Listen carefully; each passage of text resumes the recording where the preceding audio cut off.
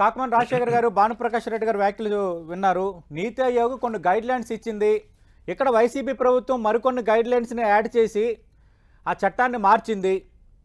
ఇది ఖచ్చితంగా ప్రజలకు నష్టం కలిగించేది. మేము వచ్చిన తర్వాత ఖచ్చితంగా దీంట్లో మార్పులు తీసుకొస్తామని చెప్తున్నారు.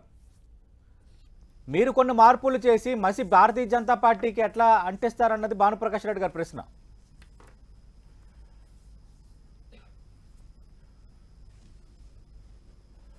Rajasekhar garu good morning sir. Good morning sir. Good morning.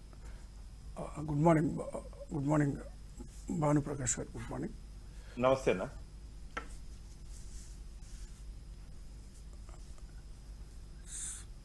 Sir, ఇక్కడ ల్యాండ్ టైటిలింగ్ సంబంధించి చాలా కన్ఫ్యూజన్ క్రియేట్ చేస్తా ఉన్నాయి ప్రతిపక్షాలు. ఎందుకంటే ఇప్పుడు భానుప్రకాష్ గారు మరి మేమేదో వాళ్ళ మీద మోపుతున్నామని, కేంద్రం మీద మోపుతున్నామని మాట్లాడారు. మేమేమో కేంద్రం మీద మోపటం లేదు, నేను చాలా స్పష్టంగా చెప్తున్నా. కాకపోతే దేశవ్యాప్తంగా జరుగుతున్నటువంటి సర్వే అని చెప్తా ఉన్నాం.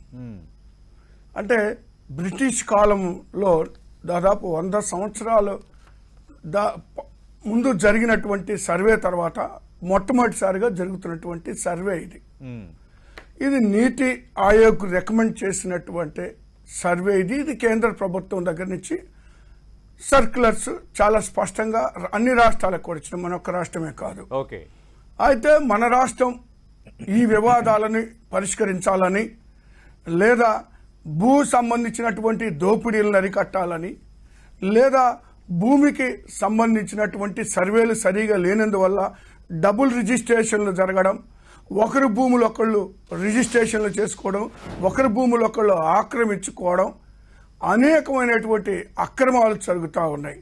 అంటే సరైన విధంగా సర్వే చేయకపోవడం, సబ్ డివిజన్లు చేయకపోవడం, సరైనటువంటి ల్యాండ్ టైటిలింగ్ అనేటువంటిది లేకపోవడం, అనేక కారణాల చేత మరి ఈ యొక్క వ్యవహారము మరి ఖచ్చితంగా ప్రభుత్వం ఒక విప్లవాత్మకమైనటువంటి నిర్ణయంగా ముందుగానే దేశవ్యాప్తంగా జరుగుతున్నటువంటి కార్యక్రమం ముందుగానే తీసుకోవాలని నిర్ణయం తీసుకొని దాదాపు అంటే 17,000 గ్రామాలు రాష్ట్రంలో ఉంటే కేవలం ఇప్పుడు జరిగినటువంటి సర్వే 6,000 గ్రామాలకే సర్వే జరిగింది.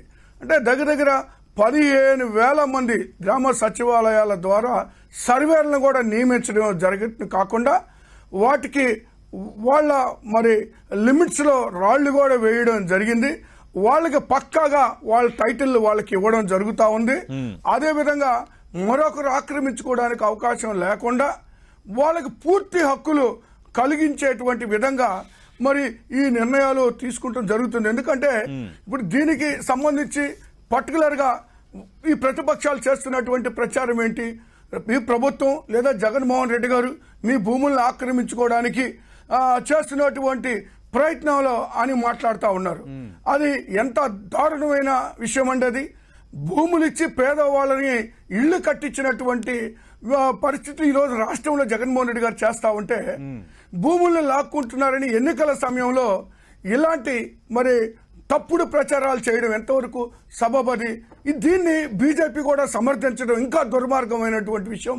ఎందుకంటే బీజేపీ మీరు వాళ్ళకి చాలా స్పష్టంగా తెలుసు, కేంద్రం నుంచి వచ్చినటువంటి గైడ్ లైన్స్ మాకు కూడా కొన్ని దానికి సంబంధించినటువంటి క్లారిఫికేషన్స్ ఉంటే కూడా కేంద్రానికి మేము రాసి క్లారిఫికేషన్లు తీసుకున్నటువంటి పరిస్థితి ఉంది.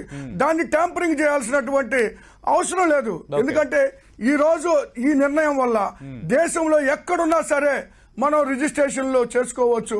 దేశంలో ఎక్కడున్నా మరి భూములు కొనుగోలు చేసుకోవచ్చు, అమ్మడం చేసుకోవచ్చు ఎవరైనా సరే. కాబట్టి ఇందులో చాలా క్లారిటీ కావాలా అనేటువంటిది, దీంట్లో ఎక్కడ కూడా పొరపాట్లు జరగకూడదు. పూర్తి ఎవరైతే హక్కుదారులు ఉన్నారో ఆ హక్కుదారులకి భూమి చందాలు తప్పితే దుర్మార్గులకి లేదా దోపిడీదారులకి జరగకూడదు అనే అవి చెందకూడదు అనేటువంటిది ప్రభుత్వం తీసుకున్నటువంటి నిర్ణయం. జరుగుతుంది. కానీ ఇక్కడ మీరు కొన్ని గైడ్ లైన్స్ ని ఆల్టర్నేషన్ చేసి మీరు కొన్ని వేరేవి యాడ్ చేశారు. అవి రైతులకి అలాగే భూ హక్కుదారులకి నష్టం కలిగించేవని భానుప్రకాష్ రెడ్డి గారు అంటున్నారు. ఇప్పటికి సతీష్ అన్న చాలా స్పష్టంగా ఒకవేళ ఎక్కడ ఏ పొరపాటు జరిగినా ప్రభుత్వం ఇన్సూరెన్స్ చేస్తుంది. ప్రభుత్వం ఎవరికి నష్టం జరిగినా నష్టపరిహారం ప్రభుత్వం చెల్లిస్తుంది. కాబట్టి అలాంటి పరిస్థితుల్లో ఏ ఒక్క రైతు కూడా నష్టం జరిగేటువంటి అవకాశం లేదు. ఎవరికైనా పొరపాటున నష్టం జరిగితే దానికి పూర్తి బాధ్యత ప్రభుత్వం వహిస్తుంది అని చెప్పడం జరుగుతోంది. వీళ్ళు ఇలాంటి వాటిని తప్పుడు ప్రచారాలు చేస్తా ఉన్నారండి. ఈ రోజు ప్రభుత్వం పేదల పక్షాన్ని నిలబడింది, మరి రైతుల పక్షాన నిలబడినటువంటిది. కాబట్టి ఎక్కడ కూడా ఎలాంటి పొరపాటు జరగకుండా ఇది 2004 నుంచి జరుగుతుంది. ఈ ముసాయిదా తీర్మానాలు అనేకమైనటువంటిది 2004లో జరిగింది, 2009లో జరిగింది, 2011లో జరిగింది. ఈ విధంగా వరుసగా జరుగుతా ముసాయిదా తీర్మానం ఇప్పుడు మరొకసారి జరుగుతా ఉంది. తప్పితే ఇదేదో కొత్తగా మేమేదో ప్రవేశపెట్టినట్టుగా, మేమేదో ఇక్కడ అవినీతికి పాల్పడుతున్నట్టుగా ఎన్నికల సమయంలో ప్రచారాలు చేస్తున్నారు. కాబట్టి మేము ఎలక్షన్ కమిషన్ కూడా ఫిర్యాదు చేయడం. ఒకవేళ వాళ్ళ దగ్గర ఆధారాలు ఉంటే పెట్టమనండి, ఆధారాలను వాళ్ళు నిరూపించమనండి, ఎలక్షన్ కమిషన్ పెట్టమనండి, కోర్టులకు వెళ్ళమనండి. తప్పుడు ప్రచారాలు చేయదు. ఆంధ్రప్రదేశ్ ప్రజలు నమ్మే పరిస్థితుల్లో లేరు. రాజశేఖర్ గారు, నీతి ఆయోగ్ గైడ్ లైన్స్ ని మార్చారు. అక్కడ సమగ్ర భూ సర్వే పేరుతో ఇక్కడ వైఎస్ఆర్ కాంగ్రెస్ పార్టీ అలాగే జగనన్న సర్వే నడుస్తుంది. ఇవి భానుప్రకాష్ రెడ్డి గారు చేస్తున్న కామెంట్స్. నేను అడిగాను, మార్పులు చేశారని ఆధారాలు ఉన్నాయి, ఎందుకు భారతీయ జనతా పార్టీ నేతలు మాట్లాడలేదంటే ఖచ్చితంగా ఒక రోజు మీడియా సమావేశం మేము పెడతాం, మొత్తం వివరాలన్నీ చూపిస్తామంటున్నారు. సతీష్ గారు, ఇప్పటి వరకు బీజేపీ మరి ఒక పెద్దన్న పాత్ర పోషిస్తున్నట్టుగా ఆంధ్రప్రదేశ్లో నటించింది.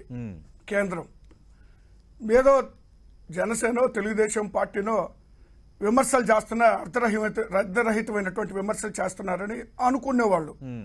కానీ ఈరోజు బీజేపీ కూడా ఇంత నీచమైనటువంటి రాజకీయాలకి దుర్మార్గాలకి పాల్పడుతుందని ఇప్పుడే రుజువైంది.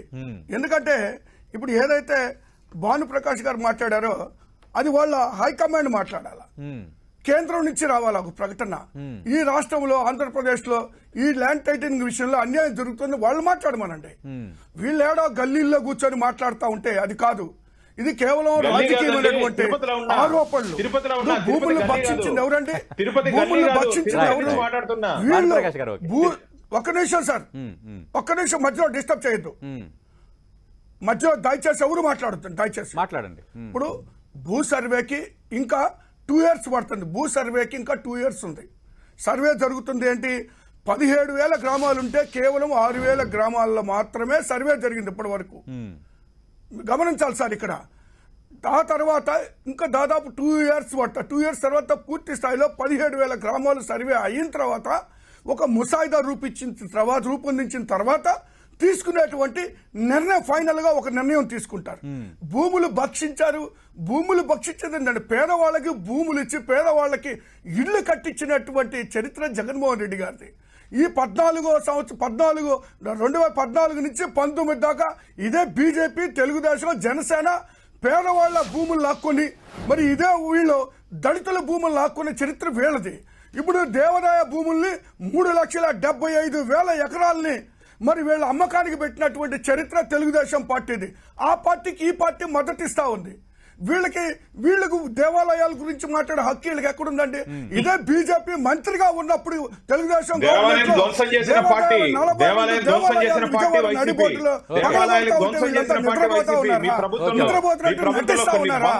వీళ్ళు మాట్లాడతారు, దేవాలయాల గురించి మాట్లాడతారు. ఆ తర్వాత సార్ ప్రాబ్లము ఇప్పుడు భానుప్రకాష్ గారు ఏంటిది? మీరు సీనియర్ అనుకుంటున్నా, మిమ్మల్ని మీరు కూడా ఇలా మాట్లాడితే ఆయన అంటే కొద్దిగా గౌరవం ఉందండి. నా సమకాలికుడు కాకపోయినా ఇంకొద్దిగా ఏ తక్కువ అయినా కూడా మా గౌరవం ఉంది ఆయన మీద. మధ్యలో మాట్లాడద్దు దయచేసి. ఇప్పుడు నేనేమంటానంటే సార్, వీళ్ళు కేవలం ఇప్పుడు ఎన్నికలు వచ్చినాయి, ఎన్నికలు వచ్చేటప్పటికి వీళ్ళు అనవసరమైనటువంటి రాద్ధాంతం చేస్తా ఉన్నారు. ఇప్పుడు ఈ రోజు దీనివల్ల ఏంటంటే సార్, ప్రతి ఎకరాకు ఒక ఐడెంటిటీ వస్తుంది సార్. ఐడెంటిటీ వస్తుంది ముందు. అంతకు ముందు నా భూమి మీరు రిజిస్ట్రేషన్ చేసుకున్నారు, మీ భూమి నేను రిజిస్ట్రేషన్ చేసుకున్న పరిస్థితులు ఉన్నాయి. అప్పుడు ఈ రోజు అట్లా కాదు కదా. దానికి ఒక ఐడెంటిటీ వస్తుంది. భూమికి సంబంధించినటువంటి అన్ని వివరాలు కూడా అక్కడ కనబడతా ఉంటాయి. ఇప్పుడు రెవెన్యూ రికార్డులో ఒకటో ఉంటుంది, లేదంటే ఈ ల్యాండ్ ఎండోన్మెంట్ డిపార్ట్మెంట్ వాళ్ళు మాది అంటా ఉంటారు, బ్యాంకుల్లో ఒకటి ఉంటుంది, అగ్రికల్చరల్ డిపార్ట్మెంట్లో ఒకటి ఉంటుంది, ఫారెస్ట్ డిపార్ట్మెంట్లో ఒకటి ఉంటుంది. ఇన్ని రకాలైనటువంటి వివాదాలతో ప్రజలు అల్లాడిపోతా ఉన్నారు సార్. వాటన్నిటికీ పరిష్కారం ల్యాండ్ టైటిలింగ్. ఆ టైటిలింగ్ ఉంటే మనది భూమి మన దగ్గరే ఉంటుంది. మన భూమిని ఎవరు ఆక్రమించుకునేటువంటి అవకాశం లేదు. మన భూమిని మరొకరు రిజిస్ట్రేషన్ చేసుకునే అవకాశం లేదు. పూర్తి హక్కులు కల్పిస్తున్నాం. ఎక్కడైనా పొరపాటు జరిగితే ఇన్సూరెన్స్ ప్రభుత్వమే చెల్లిస్తుంది, ప్రభుత్వమే దానికి బాధ్యత వహిస్తుంది అని అంత స్పష్టంగా చెప్తా ఉంటే వీళ్ళకి ఒకవేళ ఏదైనా డౌట్స్ ఉంటే చెప్పమనండి. మాకేమి ఇబ్బందులు, డౌట్స్ ఉంటే కోర్టులు ఉన్నాయి. లేదా కేంద్ర ప్రభుత్వం ఏదైతే నీతి ఆయోగ్ తీసుకున్న నిర్ణయానికి వ్యతిరేకం చేస్తే వాళ్ళు కంప్లైంట్ చేసుకోమనండి.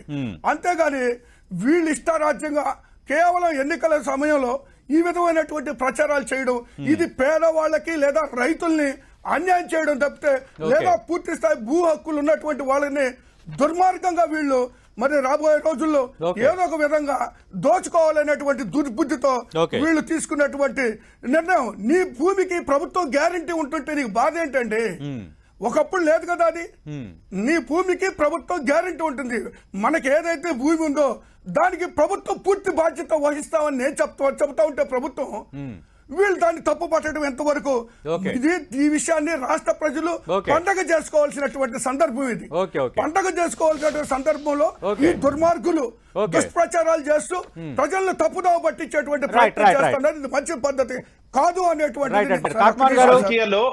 రాజకీయాల్లో ఎప్పుడు ఎవరు స్పందించాలి ఆ విధంగా స్పందిస్తారు. ప్రతి విషయానికి ప్రధాని మోదీ స్పందించాలి, బీజేపీ రాష్ట్ర అధ్యక్షులు స్పందించాలంటే కరెక్ట్ కాదు. అధికార ప్రతినిధులుగా మేము చెప్తున్నాము, నీతి ఆయోగ్ గైడ్ లైన్స్ పరంగా రావచ్చు, కానీ ఇంకా కొత్త గైడ్ లైన్స్ ఇక్కడ యాడ్ చేసుకున్నారు, ఇక్కడ ఉద్దేశాలు వేరేగా ఉన్నాయి, అందుకు మేము దీన్ని అభ్యంతరం వ్యక్తం చేస్తున్నాము.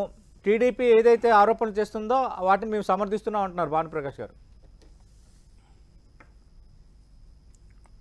సార్ ఇది ఇప్పుడు భూ వివాదాలను ముగింపుకు పలపాలనేటువంటి ఆలోచనతో ప్రభుత్వం ఆలోచన చేస్తుంది. వీళ్ళకి భూ వివాదాలు ఇంకా ఉండాలని, వీళ్ళు ఇంకా దోచుకోవాలని వీళ్ళ ప్రయత్నం. అది అలా ఉంచితే మోడీ గారు మాట్లాడకపోతే ఎవరు మాట్లాడతారండి? అది తీసుకుంది కేంద్ర ప్రభుత్వం. ఇప్పుడు భానుప్రకాష్ గారు ఒక రాష్ట్రంలో ఒక పార్టీకి అధికార ప్రతినిధి, కేంద్ర ప్రభుత్వంలో భాగస్వామి కాదు ఆయన. ఇది అధికారికమైనటువంటి నిర్ణయం తప్పితే పార్టీలు తీసుకున్న నిర్ణయం కాదు ఇది. అది గుర్తుపెట్టుకోవాలా.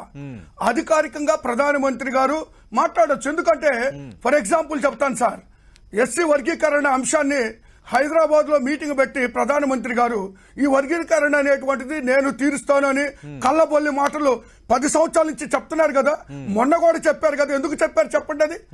అది ప్రధానమంత్రి గారు మాట్లాడాల్సినటువంటి మాటలేనా, లేదా దానికి ఆయన మాట్లాడిన అవసరం అధికార ప్రతినిధులు చెప్పొచ్చు కదా మాట. ఇలాగే ఉంటాయి వాళ్ళవి. కాబట్టి ఆయన స్పష్టమైనటువంటి అధికారికంగా ఒక మాట చెప్పాలి. ఈ ఆంధ్రప్రదేశ్ లో తప్పులు జరిగితే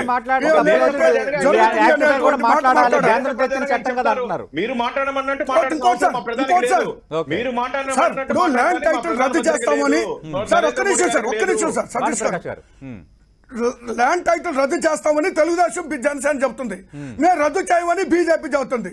ముస్లిం రిజర్వేషన్లు మేము రద్దు చేస్తామని బీజేపీ చెబుతుంది. మేము మరి టీడీపీ జనసేన మేము రద్దు చేయమని చెప్తా ఉంటారు. ఏంటంటే వీళ్ళ కలయిక ఏంటి? వీళ్ళ అపవిత్ర కలయిక అంటారా, లేకపోతే ఏ కలయిక అంటారు?